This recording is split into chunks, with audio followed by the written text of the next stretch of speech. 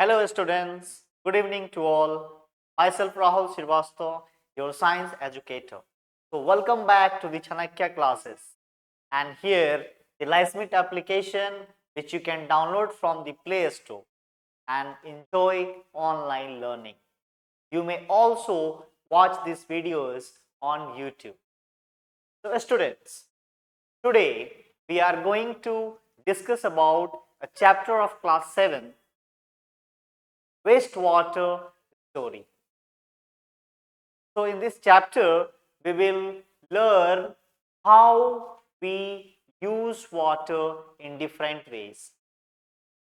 And that water is called the wastewater.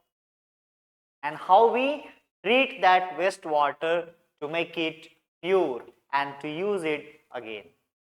So students, let's ready to learn all about wastewater story.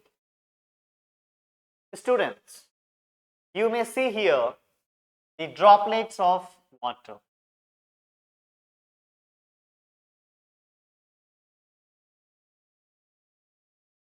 The droplets of water. And our chapter is wastewater story. So we are going to discuss all about the water, how we use it, and used water becomes wastewater. How it passes throughout our homes and getting collected to make it pure. So students, in this chapter we will learn how the water is being used to make its different properties, and water changes into different properties of this, and it includes all the wastage of water. So here the droplet of water you may see. Water is a very important resource for us. पानी जो है वो एक बहुत ही महत्वपूर्ण संसाधन है हमारे लिए, which we get from the nature, जिसे हम अपने प्रकृति से प्राप्त करते हैं. But when we use it, it becomes waste water. जब हम इसे यूज कर लेते हैं तब ये वेस्ट वाटर बन जाता है. और उस वेस्ट वाटर को हम कैसे मैनेज करते हैं, how we make it pure, इस प्रोसेस को हम इस चैप्टर में पढ़ेंगे. तो students, get ready to that chapter. Here you may see the drainage system. The water that we use, जो पानी हम यूज कर लेते हैं वो किसी मीडियम के थ्रू एक जगह से दूसरी जगह फ्लो करता है. And that pipes which carry that water called sewage. So here the all dirty water you may see, which is used by the humans in many ways. We use water at our homes, we use water in schools, we use water in industrialization industries, we use water in hospitals. In many areas we use water. जगह जगह पे हम पानी को use करते हैं, और जो पानी हम यूज कर लेते हैं उसे हम किसी मीडियम के थ्रू फ्लो करते हैं, और जिस मीडियम से वो फ्लो होता है उस मीडियम को हम ड्रेनेज सिस्टम कहते हैं, और उसी पानी को हम वेस्ट वाटर कहते हैं. Then how we will manage it, हम इसे मैनेज कैसे करेंगे, we will study in this chapter. Students, clean water. You all know that the water is present 70% on the earth. That means 3/4 of part is full of water. 3/4 is the water, and 1/4 part is the land.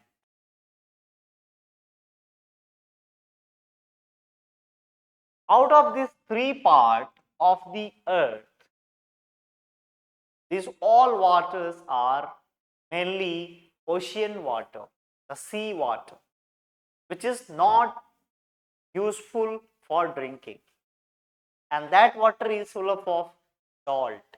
ये salty water है जिसे हम अपने households uses में use नहीं करते. We don't use to drink also. हम इसे पीने में भी यूज नहीं करते. So only 3% of that water is the fresh water, clean water. Out of this 3%, only 1% water is drinkable.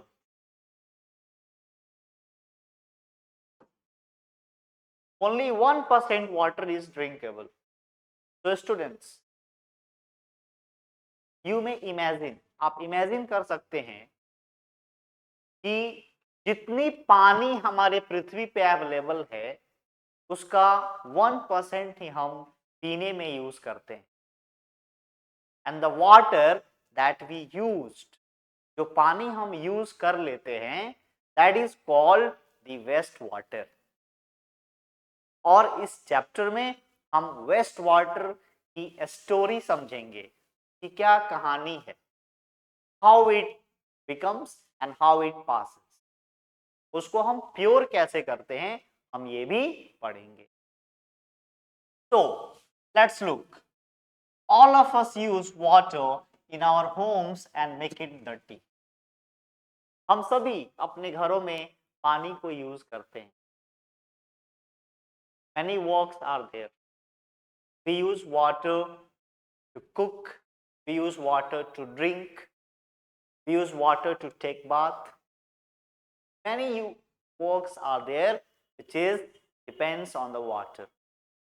हमारे डे टू डे लाइफ में पानी का बहुत ही बड़ा रोल है. इन एब्सेंस ऑफ वाटर, पानी के बिना our life will not exist, हमारा लाइफ एग्जिस्ट नहीं करेगा. इवन कोई भी जीवित प्राणी पानी के बिना जीवित नहीं रह सकता. So that is the importance of water. But we all are making it dirty, and this dirty water called the waste water. Rich in leather, mixed with oil, black brown water that goes down the drains from sinks, showers, toilets, laundries is dirty. वो क्या होता है, जो पानी हमारे घरों से निकलता है through the different mediums. We use water through the sinks, through the showers, toilets, laundries. वो पानी क्या होती है, वो पानी गंदी होती है. और उस गंदे पानी को जब हम किसी पाइप्स के थ्रू फ्लो कराते हैं, उस वाटर को हम वेस्ट वाटर कहते हैं. It is called waste water which has been used. ऐसा पानी जिसने आपने किसी ना किसी फॉर्म में उसको यूज कर लिया है, called the waste water. Let's look. Polluted water should not be wasted. और जो पॉल्यूटेड वाटर है वो वेस्ट नहीं होना चाहिए. And therefore it is necessary to maintain this water, purify that water which has been wasted. जो पानी हमने वेस्ट कर लिया है, हमें उसे प्यूरिफाई करके उसको रीयूज करना है. So in this story, in this waste water story, we will learn, हम सीखेंगे कि हम पानी को कैसे प्योर भी कर सकते हैं. Pollutants should be removed by cleaning the water. और पानी को साफ करके हम इसके pollutants को remove कर सकते। So students, here are some figures. You may see the sink here. We use sink to use water. We use water to take bath. हम पानी को स्नान करने के लिए भी यूज करते हैं। Clean water is a basic need for human being, और क्लीन वाटर जो है वो ह्यूमन बीइंग्स की बेसिक नीड है। जैसा मैंने अभी आपसे कहा कि पानी जो है वो हमारे लाइफ के लिए बहुत ही इंपॉर्टेंट रोल प्ले करता है। We need water for drinking. पानी के बिना हमारा जीवन पॉसिबल नहीं है। तो clean water is a basic need, ये हमारा बेसिक नीड है, इसके बिना हमारा लाइफ एग्जिस्ट नहीं कर सकता। Let's look. Clean water that is fit for use is unfortunately not available to all. लेकिन दुर्भाग्य की बात है कि क्लीन वाटर जो है वो हमारे कंट्री में सबको अवेलेबल नहीं है। In some states it is not pure, it is full of contaminant, ये पॉल्यूटेंट से भरा हुआ है, and we have made it dirty, और हमारा समाज, हम लोगों ने इसे गंदा किया है। तो students, due to this lackness of water, बहुत सारे लोग पानी के अभाव में डेथ कर जाते हैं, उनकी मृत्यु हो जाती है। बहुत लोग बीमार पड़ जाते हैं। जब वे दूषित पानी पीते हैं तो उनकी बॉडी में बैक्टीरियाज जाती हैं, और वो बैक्टीरिया उन्हें डिफरेंट डिफरेंट डिजीज का शिकार बनाती हैं और वो बीमार पड़ते हैं। तो students, this pureness of water is very very important. So it has been reported that more than 1 billion of our fellow human beings have no access to safe drinking water. Students, approx 1 billion of people do not have fresh water for drinking. हमारे देश में लगभग 1 billion peoples, that means 1 billion को आप 100 करोड़ कह सकते हैं, 100 crore, 100 crore. 1 billion means 100 crore. 100 crore लोग ऐसे हैं जिनको फ्रेश वाटर अवेलेबल नहीं है। तो हाउ दे लीव, वो अपना जीवन कैसे जिएंगे?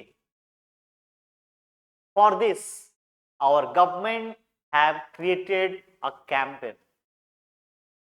In 2005, our government, with the collaboration of United Nations, they have decided to make a campaign for 10 years from 2005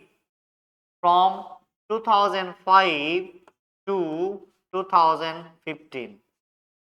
For 10 years, they have decided to create a campaign, and that was fresh water for all.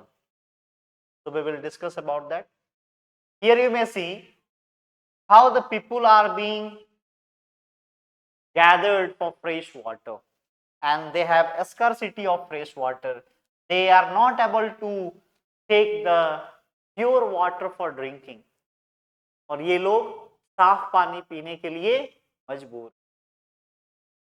Students, that type of scarcity is happening of some parts of our country. You may see here, this accounts for a large number of water related disease and even death, जिसके कारण क्या होती है? बहुत सारी बीमारियां होती हैं और बहुत लोग पानी के अभाव में डेथ भी कर जाते हैं। Women and girls walk for several kilometers to collect clean water. यहाँ पे आप देख सकते हैं कैसे वुमेन्स और जो गर्ल्स हैं वो किलोमीटर तक की दूरी तय करती हैं फ्रेश वाटर लेने के लिए। How laborious they are कितनी मेहनती हैं वो, उन्हें कितनी मेहनत करनी पड़ती है to take the fresh drinking water, because the water has a scarcity. Some places it is not easily available. Pollution, industrial development, mismanagement and other factors are responsible for the wastage of water.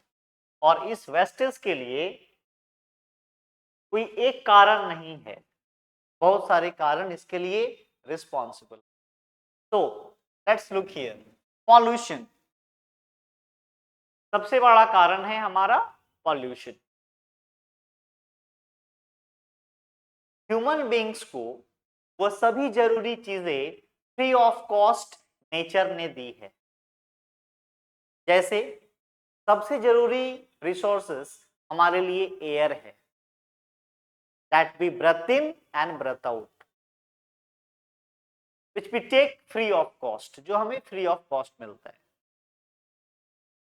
Second resource we are taking from the nature is the water. पानी एक ऐसा resource है, ऐसा संसाधन है जो हमें naturally मिलता है। We are not paying for that, हम उसके लिए पे नहीं करते। But nowadays for drinking fresh water we are paying because of the scarcity of the fresh water, क्योंकि फ्रेश वाटर की स्कार्सिटी हमारे प्लेसेस पे हो रही है। So therefore, realizing the urgency of the situation, on the World Water Day on 22nd of March 2005, the General Assembly of the United Nations proclaimed the period 2005 to 15, जैसा मैंने अभी आपको बताया 2005 to 2015 एक ऐसा डिकेड, एक ऐसा दशक जिसमें यूनाइटेड नेशंस ने प्रोक्लेम किया ये जो पीरियड ऑफ टाइम है that will be international decades for action on water for life, जो वाटर फॉर लाइफ के लिए कैंपेन करेगी। And that campaign was related for the people those who don't get fresh water for drinking, ऐसे लोगों के लिए जिनको fresh water की अवेलेबिलिटी नहीं थी। And that campaign was known as Water for Life. Water for Life. जीवन के लिए पानी जरूरी है। And that was the sign for this campaign. आप देख सकते हैं यहाँ पे एक साइन है, दोनों हाथों को ऐड करके एक ड्रॉपलेट्स बनाया गया है, that is water for life. This point is very, very important. Realizing the urgency of situation on the World Water Day on 22nd March 2005, the General Assembly of United Nations proclaimed, उन्होंने क्या proclaim किया?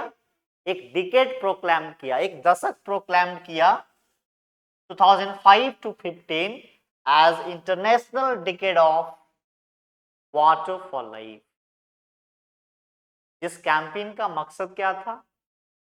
लोगों की संख्या को कम करना जिन्हें fresh water की अवेलेबिलिटी नहीं है।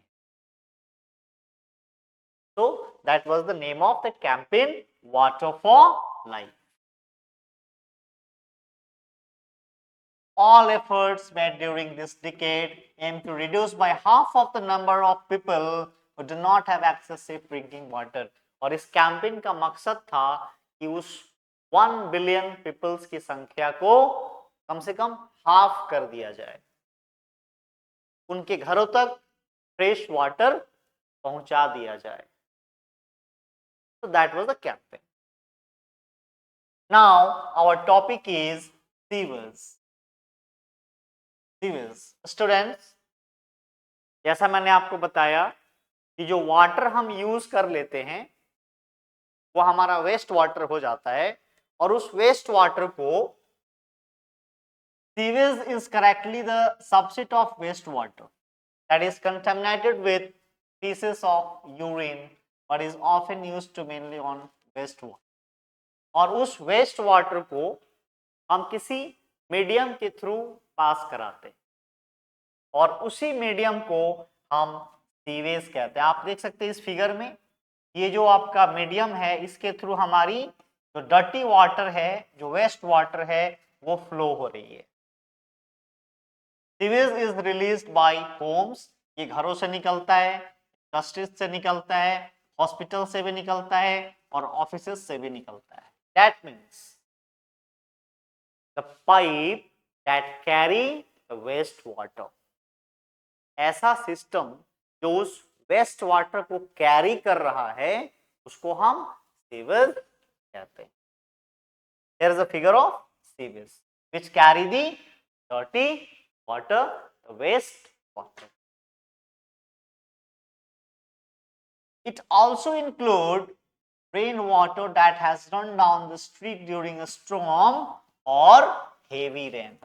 और इसमें क्या होती है, जब हेवी रेन होती है, ज्यादा बारिश होती है, तब भी जो पानी की फ्लो हो जाती है वो भी सीवेज के थ्रू फ्लो होके नदी में या नाले तक पहुंच जाती है। Sewage has dissolved and suspended impurities, उस सीवेज में सस्पेंडेड इम्प्योरिटीज होती है जो उस पानी में नहीं घुल सकती है। That is present the form of solids. आप इस फिगर में देख सकते हैं, it includes the glass, the plastics, the cans, other undissolved materials that cannot dissolve, जो पानी में नहीं घुल सकती है। और इन तरह की सब्सटेंसेस को हम कहते हैं contaminants. Contaminants. What are contaminants?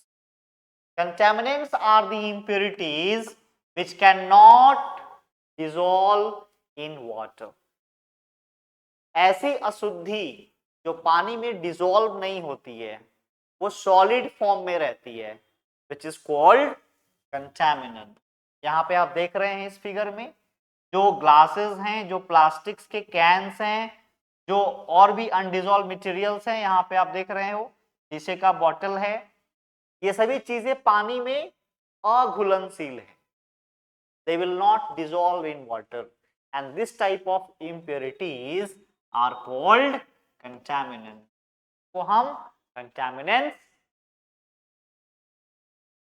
Students, here you may see collection of sewage for treatment.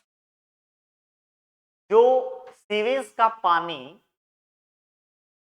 Flow होके स्टोर होता है, उसको स्टोर करने के लिए बड़े बड़े से टैंक्स बनाए जाते हैं। और ये जो आप देख रहे हो, these are the tanks for storing the sewage water.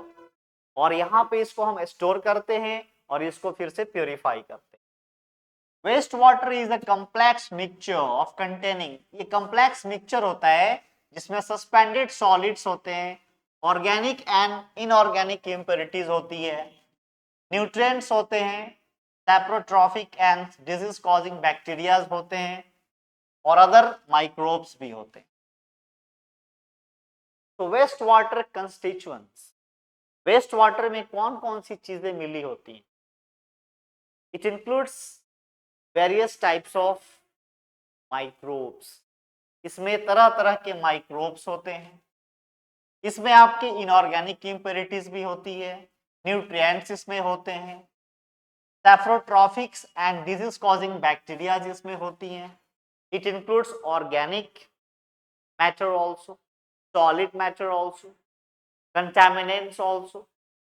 So that's why we call that water is impure water, the waste water, because it is made up of the different type of unwanted materials. ये काफी polluted materials से मिलके बना होता है जो already used होता है।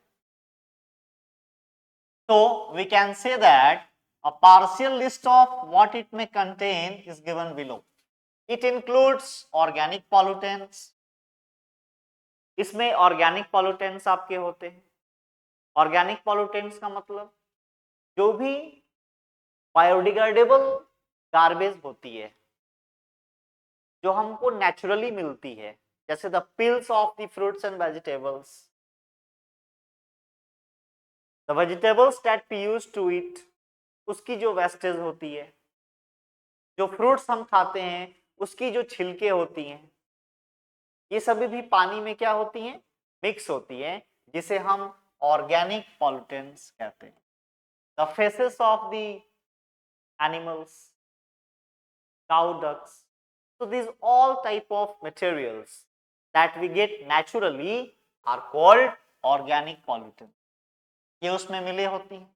इनऑर्गेनिक पॉल्यूटेंट्स दैट मीन्स की जो अनडिजॉल्व पार्टिकल्स हैं, metals, plastics, fats, the things made up of the aluminium, plastics, these all materials will be inorganic pollutants. इसमें न्यूट्रिएंट्स भी होती है, आपने न्यूट्रिएंट्स पढ़ा है already. There are 5 nutrients, carbohydrates, protein, minerals, vitamins and fats. Instead of this 5 nutrients it's also include nitrogen and phosphorus, जो soil में हमारी अवेलेबल होती है। पैथोजेंस एंड माइक्रोपॉल्यूटेंट्स, पैथोजेंस को आप कह सकते हो रोगजनक, रोगजनक दैट मीन्स वैसे माइक्रोब्स, वैसे बैक्टीरियास जो बीमारी फैलाते हैं आर कॉल्ड पैथोजेंस। और इसमें माइक्रोपॉल्यूटेंट्स भी मिले होती हैं।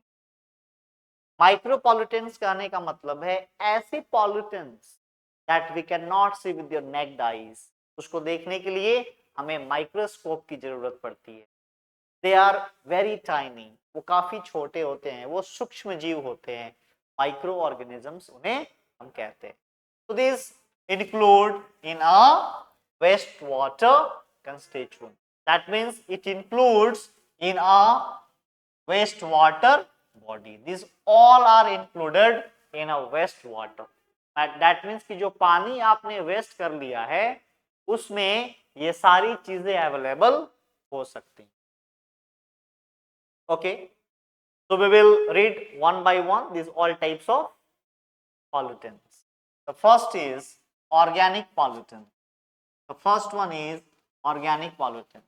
Students, जैसा मैंने अभी आपको कहा, human feces, animal waste, oil, urea that is urine, pesticides, herbicides, fruits and vegetable waste, ये सब जो वेस्ट हैं ये हमारे ऑर्गेनिक वेस्ट हैं जो हमें नेचुरली प्राप्त होते हैं। यहाँ पे इस फिगर में आप देख सकते हैं, यहाँ पे फ्रूट्स के पिल्स हैं, छिलके हैं, वेजिटेबल्स के पिल्स हैं, और ये जो आप देख रहे हो एक cover, this all are naturally decomposed in the soil and this type of pollutants are called organic pollutants. हम देखेंगे the organic pollutants matter of sewage is measured by the determining its biological oxygen demand BOD or the chemical oxygen demand COD. So here students, that is BOD means biological oxygen demand, that is COD means chemical oxygen demand. So we will discuss about that. Biological oxygen demand BOD, biological oxygen demand ये बताता है कि आपने जो पानी waste किया है उसमें ऑक्सीजन की जो मात्रा है वो ब्रीथिंग करने के लिए अवेलेबल है या नहीं है। दैट मीन्स अगर कोई लिविंग ऑर्गेनिजम्स उस वाटर में एग्जिस्ट करता है तो उसके ब्रेथ करने के लिए उसमें ऑक्सीजन की क्या डिमांड है, how much oxygen is present in that waste water for existing the living organisms which are living in the water.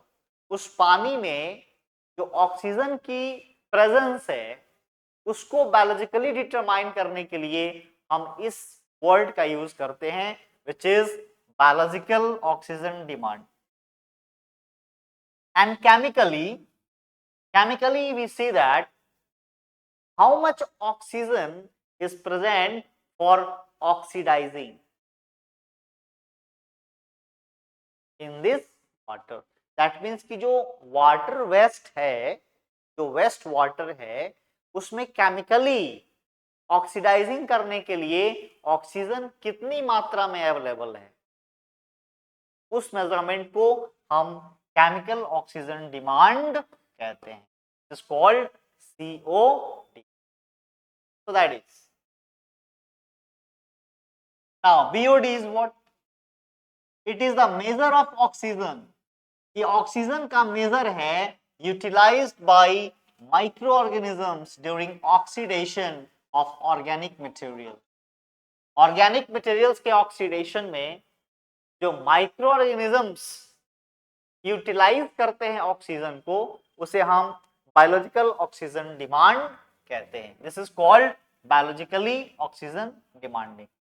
तो दिस इज व्हाट, ये जो वाटर है इसमें ऑक्सीजन किस मात्रा में डिसॉल्व है, कितनी मात्रा में ऑक्सीजन इस वेस्ट वाटर में अवेलेबल है, वो उसका बायोलॉजिकल ऑक्सीजन डिमांड कहलाता है.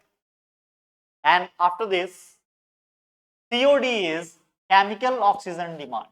इट इज एन इंडेक्स, ये एक ऐसा इंडेक्स है जो वेस्ट वाटर के ऑर्गेनिक एंड इनऑर्गेनिक मटेरियल्स के ऑक्सीडाइज्ड जो ऑक्सीजन है उसकी अवेलेबिलिटी बताता है. That means how much oxygen is present for doing oxidation for the living organisms, and which is called the COD, chemical oxygen demand.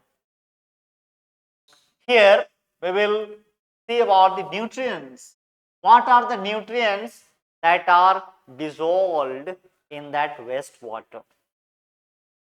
कौन कौन सी nutrients होती हैं जो उस वेस्ट वाटर में डिसॉल्व होती हैं? तो the first is phosphorus and nitrogen. Students, these two nutrients are mainly present in the soil. ये मिट्टी में अवेलेबल होती है और जो पानी मिट्टी के थ्रू पास करती है वो इन न्यूट्रिएंट्स को अपने में सोख लेती है और उसको लेके फ्लो कर जाती है. तो ये न्यूट्रिएंट्स भी उस वेस्ट वाटर में प्रेजेंट होते हैं. Eutrophication. Eutrophication is a process. The excessive growth of algae and aquatic plants due to adding more nutrients is called eutrophication. Eutrophication is a process of adding more nutrients in the water. और जब हम ज्यादा nutrients को पानी में add कर देते हैं तो उसमें एल्गी की मात्रा, कवक की मात्रा ज्यादा हो जाती है, फंगी की मात्रा ज्यादा हो जाती है, जिसे हम हिंदी में सुपोषण कहते हैं. यूट्रोफिकेशन इज सुपोषण, इसको हम हिंदी में सुपोषण कहते हैं. That means if we are adding more and more nutrients in the water, अगर हम पानी में ज्यादा से ज्यादा न्यूट्रिएंट्स ऐड कर देते हैं तो उस पानी में एल्गी की मात्रा बढ़ जाती है, उसमें फंगी की मात्रा बढ़ जाती है, जिससे उस वाटर को हम सुपोषित वाटर कहते हैं, which is also known as eutrophication. So adding more and more nutrients in the water. आप देख सकते हैं इस फिगर में कैसे ये ग्रीन ग्रीन एल्गी जो है ये पानी के ऊपर तैर रही है. ये हमारी यूट्रिफिकेशन के कारण है. ये बताता है कि इस पानी में बहुत ही ज्यादा मात्रा में nutrients added, and this is called eutrophication, which we call in Hindi सुपोषण. That means this water include more and more nutrients. Pathogens and micropollutants. Students, जैसा मैंने अभी आपको बताया, पैथोजेंस को आप हिंदी में रोगजनक कहते हैं. दैट मीन्स कि वैसे माइक्रो ऑर्गेनिजम्स जो बीमारियां फैलाते हैं. एंड माइक्रोपॉल्यूटेंट्स सूक्ष्म प्रदूषक। वैसे सूक्ष्म जीव बैक्टीरिया, वायरस, प्रोटोजोआस, ये क्या है? ये these are the micropollutant which we can not see with our naked eyes, जिसे हम अपनी आंखों से नहीं देख सकते। वी यूज माइक्रोस्कोप टू, हम इन्हें देखने के लिए माइक्रोस्कोप्स का यूज करते हैं। Here you can see the bacteria are there, the different types of bacteria are there, fungus are there, okay, different types of pathogens, रोग जनक जो माइक्रोपॉल्यूटेंट्स हैं उनके फिगर्स दिए हुए आप देख सकते हैं। And here you may see the virus is there, virus, bacteria is there, paramecium, that is called, different types of viruses are there. So these all are the pathogens and micropollutants. Students, we will read about the bacteria which causes cholera and typhoid. देखिए, when there will be more bacteria in the water, this water causes cholera. Cholera को हम हिंदी में हैजा बोलते हैं। This is called हैजा, हैजा, cholera.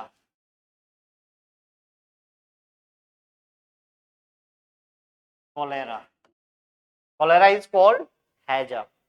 और हैजे की जो बीमारी है ये काफी स्प्रेडेबल है, ये काफी तेजी से फैलती है। And this is due to the dirty water,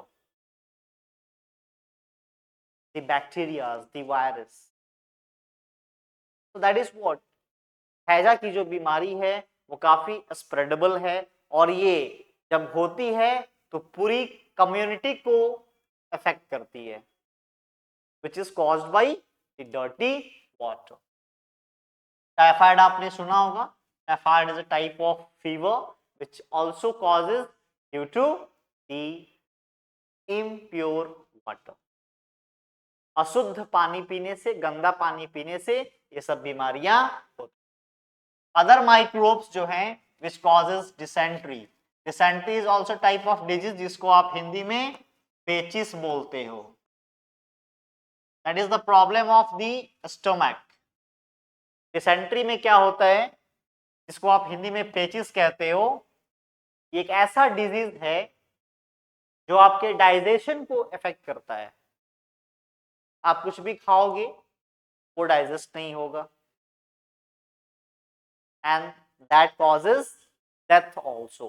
इससे आपकी बॉडी क्या होती है, काफी वीक हो जाती है और इवेंचुअली आप क्या करते हो, कोई भी पर्सन जो इससे अफेक्ट होता है उसकी डेथ हो जाती है। So this type of micropollutants present in the dirty water, the wastewater. Now we will see about the sewers. अभी हम लोग सीवर्स के बारे में पढ़ेंगे। सीवर्स क्या होता है? देखिए, सीवर्स जो है वो एक नेटवर्क है, ऐसा नेटवर्क, ऐसा पाइप्स का नेटवर्क जो हमारे वेस्ट वाटर को वन पॉइंट से दूसरे पॉइंट तक कैरी करता है। अगर आप मिट्टी के अंदर देखो, जस्ट इमेजिन कि आप मिट्टी के अंदर देख रहे हो and you will see that एक पाइप्स का आपको जाल दिखेगा। कुछ पाइप्स ऐसी हैं जो वाटर को आप तक पहुंचा रही हैं, फ्रेश वाटर को, और कुछ पाइप्स ऐसी हैं जो आपके घर की जो वेस्ट वाटर है उसको कैरी आउट कर रही है, उसको बाहर कर रही है। तो मिट्टी के अंदर ये पाइप्स का जो जाल बिछा हुआ है इसी को हम सीवर्स कहते हैं। Let's look. Sewers are the network of small and big pipes forming sewerage. और ये जो स्मॉल और बिग पाइप्स हैं, जो छोटे और बड़े पाइप्स का जो नेटवर्क है, जो जाल है, इसे ही हम सीवरेज कहते हैं। Sewerage is a transport system. और ये कैसा सिस्टम है? ये ट्रांसपोर्ट सिस्टम है। ये आपके वेस्ट वाटर को ट्रांसपोर्ट करता है from one point to the other point, that carries sewers from a point to being produced to the point of disposal. जहां से ये निकलता है और जहां तक आप इसको डिस्पोज करते हो, वहां तक का जो नेटवर्क ऑफ पाइप्स है उसको हम सीवर्स कहते हैं। और आप देख सकते हैं इस फिगर में, ये जो नेटवर्क ऑफ पाइप्स बना हुआ है, ग्राउंड वाटर, ग्राउंड अंडरग्राउंड ये बना हुआ है मिट्टी के अंदर। आप देख रहे हैं बड़े बड़े पाइप्स बने हुए हैं। कुछ पाइप्स फ्रेश वाटर को कैरी कर रहे हैं और कुछ पाइप्स वेस्ट वाटर को डिस्पोजल कर रहे हैं, डिस्पोज कर रहे हैं। तो इस नेटवर्क को हम सीवर सिस्टम कहते हैं। इसमें आपने देखा, during the treatment of waste water solid like faeces settle down at the bottom. Solid like faeces, faeces मतलब जो मल होता है, that is called the unwanted materials, उसको हम फेसेस कहते हैं। वो क्या होता है, पानी के नीचे जम जाता है और उस जमे हुए फेसेस को जब हम रिमूव करते हैं विथ स्क्रैपर, स्क्रैपर का मतलब होता है, स्क्रैपर मीन्स दैट इज कुदाल। स्क्रैपर को हम कुदाल कहते हैं, जिससे आप क्या करते हैं, जो आपके फेसेस बैठे हुए हैं उसको आप अलग करते हैं। और जब आप उसको अलग कर लेते हैं तो उसे हम स्लग्स कहते हैं। स्लग्स को हम हिंदी में बोलते हैं कीचड़, को हम हिंदी में बोलते हैं कीचड़। जो लिक्विड फॉर्म होता है वाटर का, उसमें जो इम्प्योरिटी सेटल डाउन हुई रहती है, उसको जब आप कुदाल से अलग करते हो, स्क्रैपर से अलग करते हो, तो उसे आप कहते हैं स्लज, जिसे हम कीचड़ कहते हैं। आप देख सकते हैं ये स्लज है। आपने क्या किया है, जो इम्प्योरिटीज पानी के अंदर उसके बॉटम में फनी हुई थी, उसको आपने स्क्रैपर से अलग किया है, and that waste is called the sludge. तो आप क्या बोलते हो, स्लज। ये आपका स्लज है, ये क्या है आपका स्लज। तो हिंदी में हम क्या बोलते हैं, कीचड़। तो students you may see here also, जब पानी के अंदर जो सॉलिड वेस्ट होती है वो उसके बॉटम में बैठ जाती है, तब आप उसे स्क्रैपर से अलग करते हैं और जिसे हम स्लज या कीचड़ कहते हैं। Now potable and non-potable water. Students, now we are going to read about the potable water and non-potable water. So I would like to explain you the meaning of these two words, the potable water and non-potable water.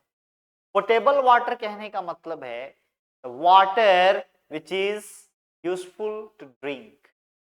That means ऐसा पानी जिसे हम P सकते हैं, which is able to drink, जो पीने योग्य है, that we use for drinking. The clean water that we use for drinking is called potable.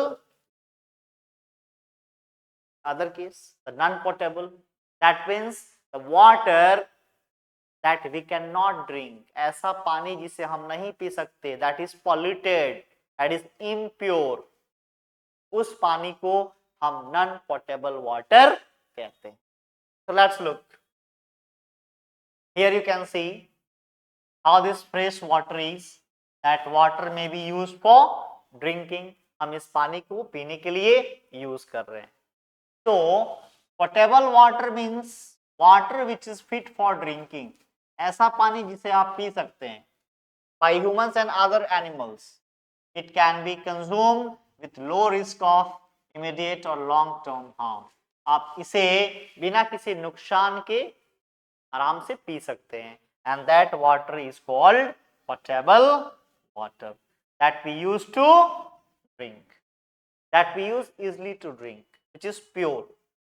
But What is non-potable water? Is that water which is not safe for drinking. ये ऐसा पानी है जो हमारे पीने के लिए सेफ नहीं है. Why? Because it contains many microbes. It carry disease causing microbes and high level of dissolved salt. Many other things are in minerals there. Heavy metals and suspended solids are there also.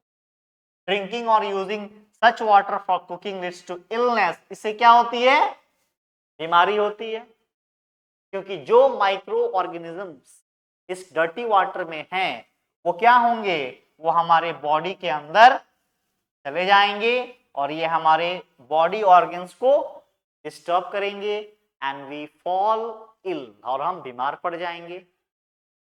और इस case में क्या हो सकती है?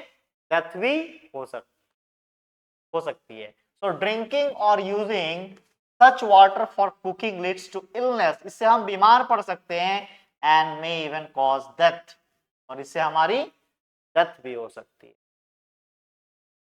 So the water which is not useful for drinking, the water that we not use for drinking or many household things are called non-potable water.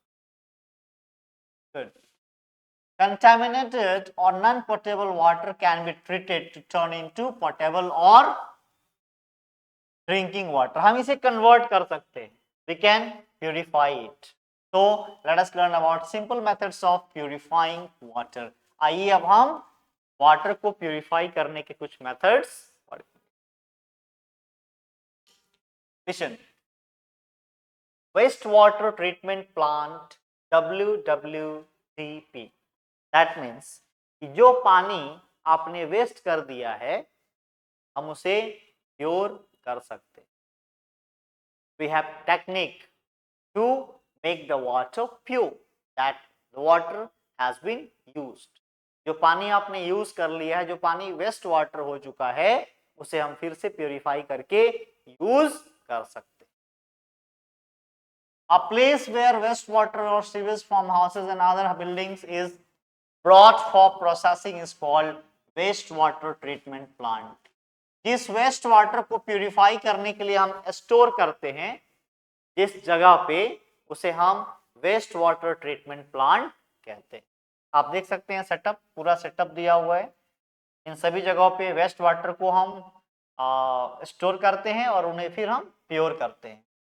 Treatment of waste water involves physical, इसमें process है, physical process है, biological process है और chemical process.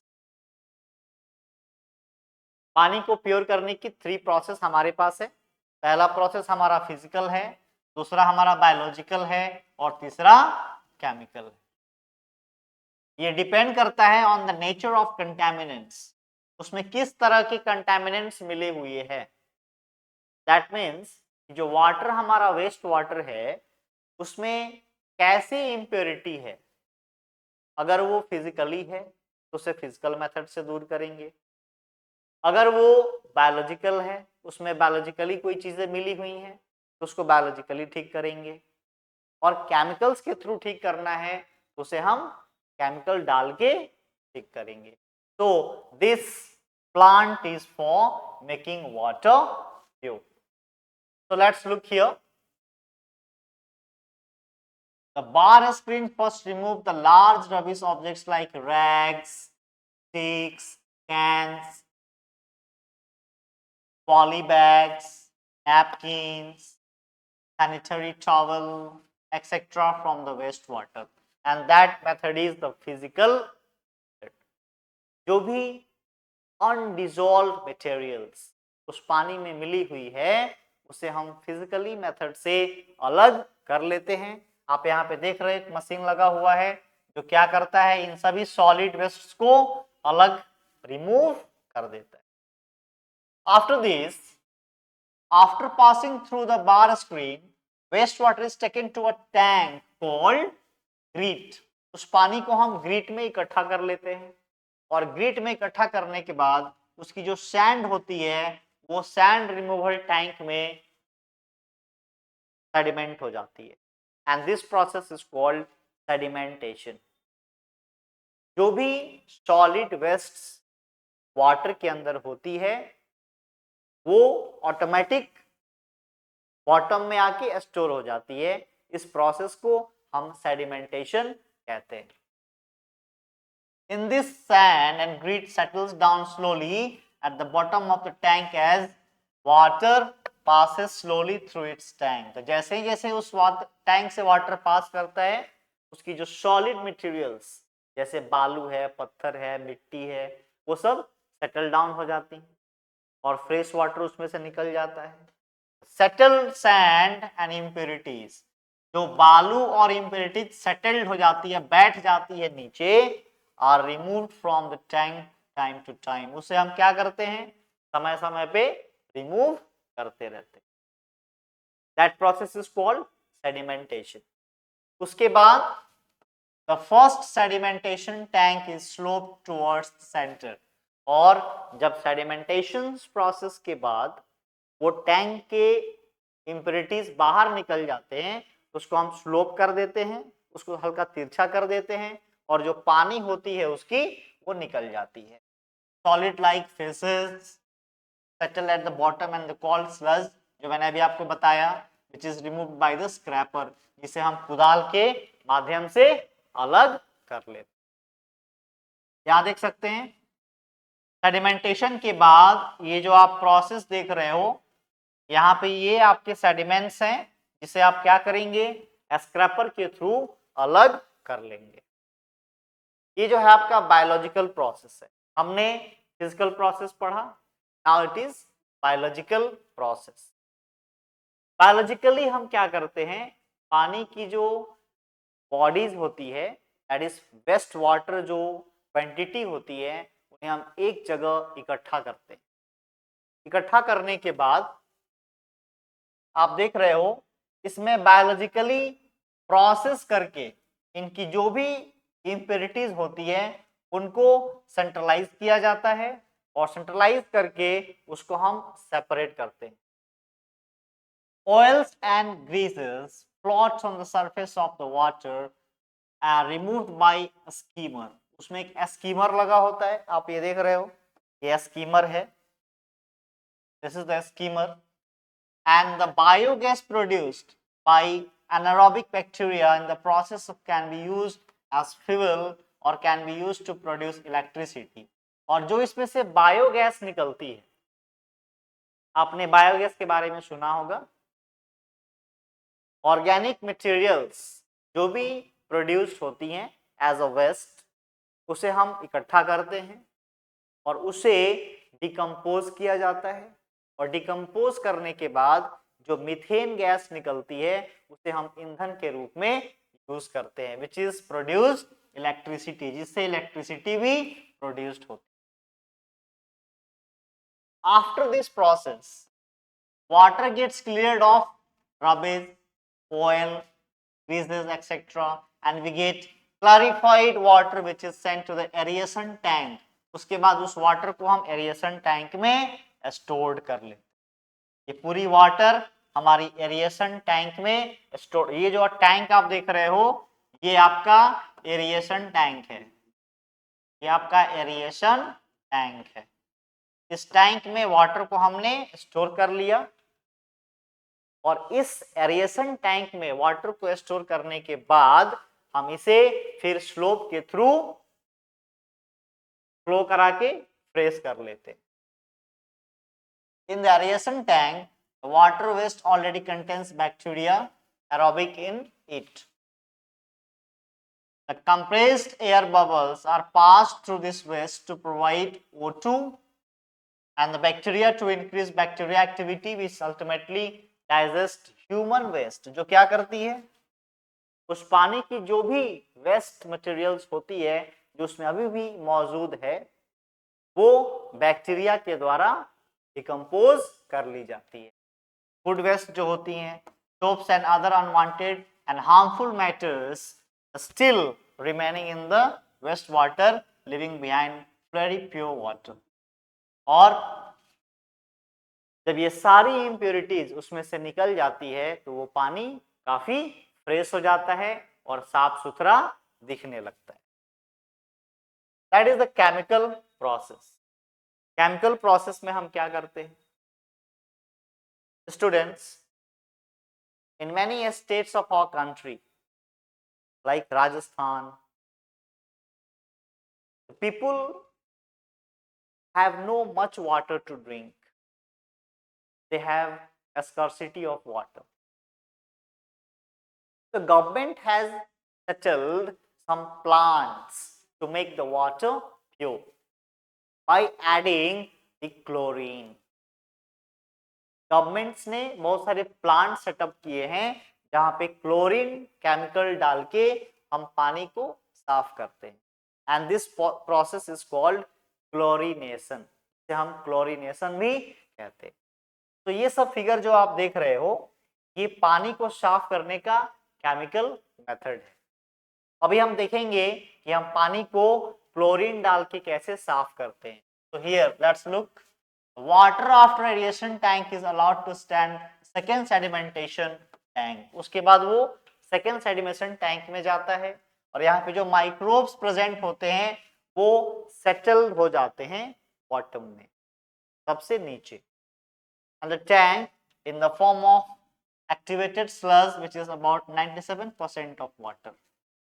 जो sludge होती है वो totally नीचे बैठ जाती है उसके बॉटम में सबसे नीचे, और जो प्योर वाटर होती है उसे हम सेपरेट कर लेते हैं। At this stage, water has very low level of organic matter and suspended matter and does not contains much harmful things.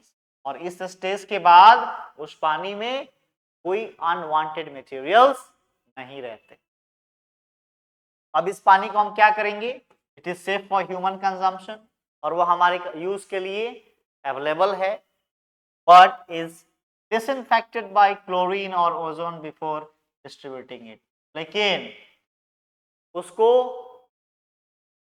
बांटने से पहले हम क्लोरीन केमिकल डाल के उसकी जो भी इम्प्योरिटीज होती है उसको डिसइंफेक्ट करते हैं, और जब वो टोटली प्योर हो जाती है तब हम उसे पब्लिक प्लेसेस पे डिस्ट्रीब्यूट करते हैं थ्रू दी पाइप्स। आपने देखा होगा बड़े बड़े शहरों में जो पानी होती है वो गवर्नमेंट्स के थ्रू पाइप्स के माध्यम से प्रोवाइड की जाती है। तो they plant the big chlorination tanks. उस क्लोरीनेशन टैंक में पानी को प्योर किया जाता है, उसके बाद लोगों को प्रोवाइड की जाती है। Now we will take some extra shots. How to be aware for using water. Everyone must be aware. So let's look some extra shots. Become an active citizen. Waste generations is a natural part of human activity, but we can limit the type of waste and quantity of waste produced. Students, ऐसा नहीं है कि हम waste produce करना बंद कर देंगे, ये हमारा डे टू डे पार्ट है, but we should have control. We should have control on the using water. और जितना कम हम पानी यूज करेंगे उतना ही कम पानी हम वेस्ट करेंगे। Often we have been repelled by offensive smell. The sight of open drains is disgusting. आप देखते होंगे आसपास के एरियाज में जब नाला ओवरफ्लो होता है वो कितनी बदबू करता है और आसपास के लोगों को रहने में कितनी परेशानी होती है। तो everyone has to be aware about it. हमें इसके लिए अवेयर होने की जरूरत है। The situation worsens in the rainy seasons. और ये सिचुएशन जो है वो बारिश के समय में और ज्यादा डेंजरस हो जाती है। नाले के पानी ओवरफ्लो हो जाती हैं, किसी किसी एरियाज में वो घरों में घुस जाती हैं और तरह तरह की बीमारियां स्प्रेड करती हैं। We have to wade through the mud pools on the roads. हमें रोड के किनारे बड़े बड़े से कीचड़ वाले पूल्स दिखने लगते हैं जो काफी ज्यादा बदबू करते हैं। Most unhygienic and unsanitary conditions prevails. Flies, mosquitoes and other insects breed in it. और उस पानी में क्या होती हैं? तरह तरह की micro organisms, different types of mosquitoes, मच्छर, मक्खी, कीड़े मकोड़े क्या होते हैं? उस पानी में स्प्रेड करते हैं और बीमारियां फैलाते हैं. You may see there also. We should be an enlightened citizens and approach to the municipality, to the ग्राम पंचायत. हमें क्या करनी है? म्युनिसिपैलिटी और ग्राम पंचायत के लेवल पे कैंपेन चलानी है और लोगों को इसके लिए अवेयर करना है. We should also insist that open drains should be covered if the sewage of any particular houses make the neighborhood dirty. अगर पड़ोस का कोई भी एरिया नाली के पानी से गंदा हो रहा है, then it is our duty to cover it with the help of the municipality. आपकी जो नगर निगम है, जो नगर पालिका है, उससे आपको क्या करना है? उस नाले को कवर कराना है ताकि उसका पानी फ्लो नहीं हो और उसमें के जो माइक्रो ऑर्गेनिजम्स हैं वो स्प्रेड नहीं हो, वो फैले नहीं. We should request them to be more considerate about others' health. हमें लोगों को खुद के लिए और दूसरों के हेल्थ के लिए भी जागरूक करना है. Students, the type of awareness you can see. देखिए कितनी गंदगी फैली हुई है. They are trying to clean, but this is not their own duty. This is our duty also. हम भी अपने एरियाज को साफ सुथरा रख सकते हैं. We should plant eucalyptus tree all along sewage ponds. These trees absorb all surplus wastewater rapidly and release pure water vapor into the atmosphere. Very very important. ये जो आप प्लांट देख रहे हैं ये यूकेलिप्टस का प्लांट है और यूकेलिप्टस के लिए जो लीव्स होती हैं, जो पत्तियां होती हैं, एक तरह का पेड़ है जो स्ट्रीट के राइट लेफ्ट में लगाया जाता है और इनकी पत्तियां बहुत ही जल्दी जो वेस्ट वाटर है उसको एब्जॉर्ब कर लेती हैं और पत्तियों के थ्रू फोटोसिंथेसिस के प्रोसेस से ये जो इम्प्योर वाटर है वो वाटर वेपर में कन्वर्ट हो जाता है और हमारे एयर में मिल जाता है. तो यूकेलिप्टस ट्री जो है ये बहुत फास्ट प्रोसेस करता है, इसलिए हमें रोड्स के किनारे यूकेलिप्टस ट्रीज लगाने चाहिए ताकि जो भी वेस्ट वाटर रोड के साइड में कलेक्ट होता है वो इसको एब्जॉर्ब कर ले, इनके रूट्स एब्जॉर्ब कर ले और फोटोसिंथेसिस के प्रोसेस से इनकी पत्तियां क्या करें? उन वेस्ट वाटर को वेपर के फॉर्म में रिलीज कर दे. So this plays a very nice role to convert waste water to water vapor and release more amount of oxygen. So these are the eucalyptus tree you can see. ये बड़ी बड़ी सी पेड़ होती हैं. They are being straight, बड़ी बड़ी से होती हैं, लंबी लंबी सी होती हैं, की पत्तियां भी चौड़ी होती हैं जो ज्यादा मात्रा में फोटोसिंथेसिस का प्रोसेस करती हैं और हमारे एटमॉस्फेयर में वाटर वेपर रिलीज करती हैं. Oil and fats should not be thrown in the drains as they may block the pipes and can clog the spoil mores. Open drains by reducing the effectiveness filtering water. देखिए, very very important. हमें कभी भी नालों में unwanted things नहीं फेंकने चाहिए. अभी के समय में प्लास्टिक जो है वो हमारे लिए बहुत बड़ा प्रॉब्लम है. प्लास्टिक्स को ना ही तो हम पानी में डाल सकते हैं, ना ही उसे हम मिट्टी के अंदर रख सकते हैं और ना ही हम उसे जला सकते हैं. प्रत्येक एक्शन में वो पॉल्यूशन क्रिएट करता है और जो हमारा ड्रेनेज सिस्टम है वो काफी अफेक्टेड है ड्यू टू प्लास्टिक्स. पानी की ब्लॉकेज हो जाती है, पानी फ्लो नहीं करता है और फ्लडेड कंडीशंस आ जाती. Paints, solvents, motor oils, medicines can kill the useful microbes in the drain which helps the purifying water. और ये सब चीजें वाटर को प्यूरिफाई करने में हेल्प करती हैं. Way to minimize waste at their sources.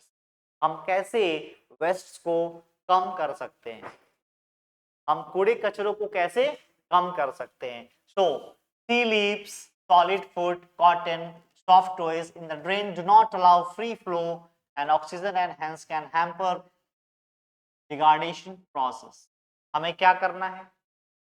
We have to use more and more organic wastes ताकि वो क्या हो जाए, आसानी से डिकम्पोज हो जाए, वो मिट्टी में मिल जाए, वो नाइट्रोजन और फास्फोरस में कन्वर्ट हो जाए. Sanitation and disease. Students, you may see different types of microorganisms are here which causes different types of disease. Here you may see contaminated water. ये जो water है वो contaminated है, बहुत ही प्रदूषित है, जिसमें तरह तरह के बैक्टीरिया और वायरसेस अवेलेबल होते हैं. You may see this one also, that is cholera. जैसा मैंने आपको बताया, कोलेरा को हिंदी में हम हैजा बोलते हैं. हैजा जो बैक्टीरिया के कारण होता है, और ये बैक्टीरिया इतनी खतरनाक होती है कि पूरी कम्युनिटी को स्प्रेड करती है. मेनिंगिटिस, ये बच्चों में ब्रेन की प्रॉब्लम होती है. Meningitis is a problem which causes in the child's brain, और ये बच्चों को मानसिक रूप से बीमार करती है. Here you may see hepatitis. Hepatitis हमारी लंग्स की प्रॉब्लम है, लीवर्स की प्रॉब्लम है, जो क्या करती है, लीवर को डैमेज करती है और डेथ तक हो जाती है. Which also causes due to the impure water. Typhoid also, students, we have discussed about the typhoid. It is also caused by the bacteria which causes through the impure water.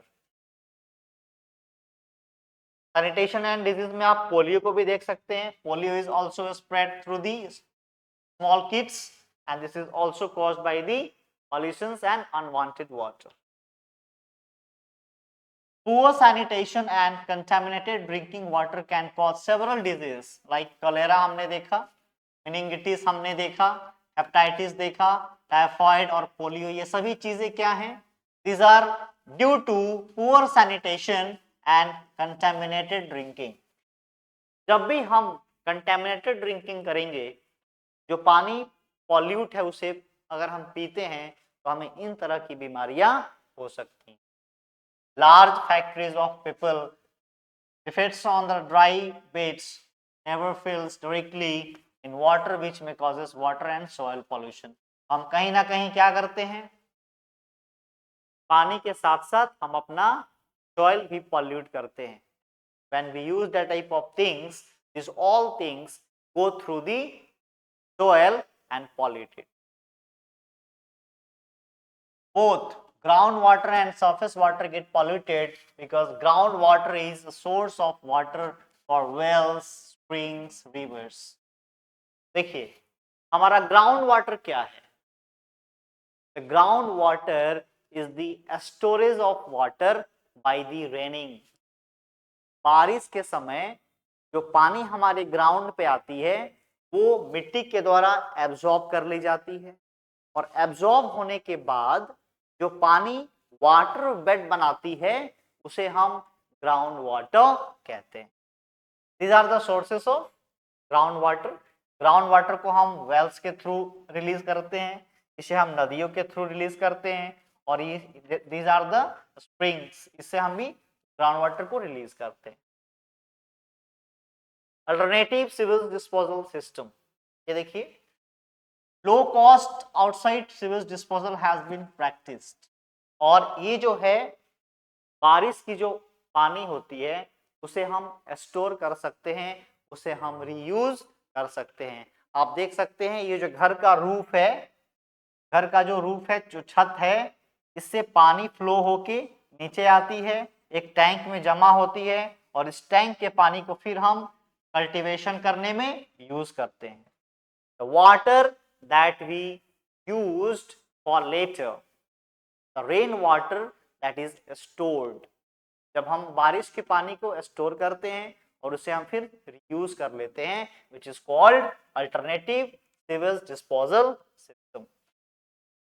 Septic tanks used where there is no sewerage systems for hospitals, isolated and buildings. और ये सब जो होती हैं septic tanks used where there is no sewerage system, जहाँ पे sewerage system नहीं होती है वहां पे septic tanks यूज होते हैं जो carried होते हैं. There is a setup in a van जो carry out होता रहता है and which transfers the sewerage from one place to the other place. Septic tank is what? Chemical toilets are there, composite pits are there. Some toilets do not require scavenging because extra from the toilet seats flow through covered drains into a biogas plant, जिसको हम क्या करते हैं direct biogas में convert कर लेते हैं. Animals के जो टॉयलेट्स होती हैं, जो गाउ डंक, उसे हम क्या करते हैं गोबर गैस में कन्वर्ट करते हैं, which is called the biogas, और उसे हम इलेक्ट्रिसिटी प्रोड्यूस करते हैं. And biogas is used as a source of energy, जिससे हम इलेक्ट्रिसिटी प्रोवाइड करते हैं. Sanitation and public places. In busy places such as railways, bus depots, large number of wastes generated which should be disposed to properly, otherwise epidemics could break out. Students, जो भी commercial places होती हैं, that places must be cleaned. वो सब places clean होनी चाहिए. क्यों? क्योंकि वहां पे नंबर ऑफ पीपल्स रोज आते हैं और जाते हैं.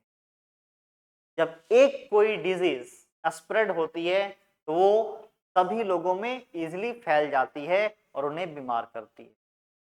तो that type of places must be clean.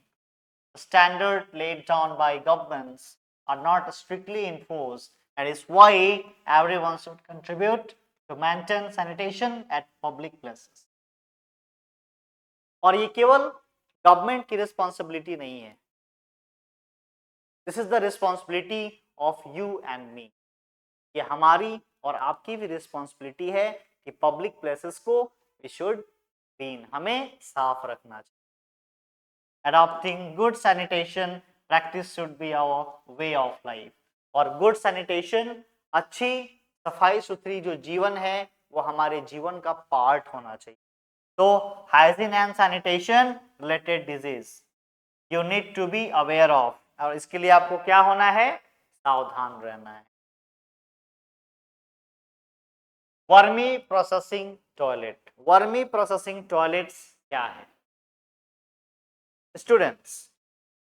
Vermi processing toilets are the toilets which is used for cultivation for the plants, जिसे हम cultivation करने के लिए यूज करते हैं. A design of a toilet in which humans extracts is treated by earthworms has been tested in India. और ये जो ह्यूमन एक्सट्रैक्ट्स हैं, जो फैसिल्स हैं, उनको अर्थवॉर्म के थ्रू प्रोसेस किया जाता है.